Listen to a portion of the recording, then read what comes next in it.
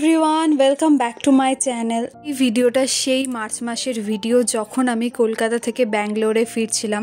প্রায় 2 মাস হয়ে গেছে আমি আবার চন্দননগরে চলে এসেছি, তারপর আমি ভিডিওটাকে ছাড়ছি। আমরা যখন স্টেশনে পৌঁছাবো এমন সময় জানতে পারা গেল যে ট্রেন লেটে ছাড়বে, তো গিয়ে দেখলাম 2টোর সময় ছাড়বে। তো 2টো থেকে এখন বেজে গেছে 4টে বাজতে 10 মিনিট বাকি আছে। এখনও ট্রেনের কোনো পাত্তা নেই, কখন ট্রেন আসবে এখনও কিচ্ছু জানি না। সেই কখন থেকে বসে আছি, প্রায় 9টা থেকে, মানে 9টায় আমরা স্টেশনে পৌঁছে গেছি, 9টা থেকে আমরা এখানে বসে আছি। তো আমরা নয়, বাপি আমাদেরকে ছাড়তে এসে বাপিও বসেছিল অনেকক্ষণ, আর মাম্মিও এখানে বসে আছে। ট্রেনে তো আসার কোনো পাত্তাই ছিল না। অবশেষে ট্রেন এলো প্রায় 7 ঘন্টা পর। বাপি আমাদেরকে ট্রেনে তুলে দেওয়ার পরেও একটুখানি দাঁড়িয়েছিল, তারপর ট্রেন ছাড়ার পর বেরিয়েছে। অবশেষে শত অপেক্ষার পর ট্রেন ছাড়লো প্রায় 7 ঘন্টা পর, মানে সেই 8টা থেকে বসে আছি, 11টায় ছাড়ার কথা ছিল, সেটা এখন গিয়ে ট্রেনটা ছাড়ছে। মানে কতটা লেট।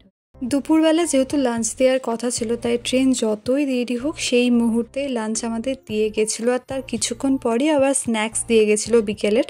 আর তার কিছুক্ষণ পরই আবার রাতের ডিনার দিয়ে গেছিলো। অত কিছু খাওয়ার পর আমরা তাড়াতাড়ি ঘুমিয়ে পড়েছিলাম। সকালে উঠে আমি খেলাম চা, আর তার কিছুক্ষণ পরে দিয়ে গেল ব্রেকফাস্ট করে নিলাম। তারপরে এই গোদাবরী নদী পাস করছিলাম। গোদাবরী নদীটাকে ওপর থেকে দেখতে এত সুন্দর লাগছিল। আমরা আগের বার যখন গেছিলাম তখন গোদাবরী নদীটা মানে যখন ক্রস করছিল তখন রাত হয়ে গেছিলো, আর এই সকালটা দেখতে পেয়ে আমার মনটা একদম খুব ভালো হয়ে গেল। ওটাই দেখতে দেখতে চলে গেলাম।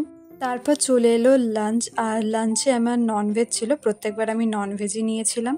এবার মনে হচ্ছিল কাছাকাছি এসে গেছে, কিন্তু খুব একটা কাছেও নয়। পাহাড় দেখতে দেখতে মাঝে আবার আমি বড়া খেয়ে নিলাম একটা। বাসের সিটটায় বসে আমি অপেক্ষা করছিলাম যে কখন নামবো। শুধু আমি নয়, সবাই অপেক্ষা করছিল ওখানে, কারণ অনেকটা লেট করছিল। তারপর অবশেষে শত অপেক্ষার পর আমরা নেমে পড়েছি এবং আমাদেরকে আনতেও এসে গেছিলো। অনেকক্ষণ ওয়েট করতে হয়েছিল, তবে যেহেতু দেরি হচ্ছিল ট্রেনটা। আর আমাকে আমার হাজব্যান্ড দিয়েছিল এই ফুলটা, যেটা আমার ভীষণ পছন্দ হয়েছে। আমি ওটাই দেখতে দেখতে বাড়ি চলে এলাম। ওটা আমি এখনও রেখে দিয়েছি আমার কাছে। চলো বাই।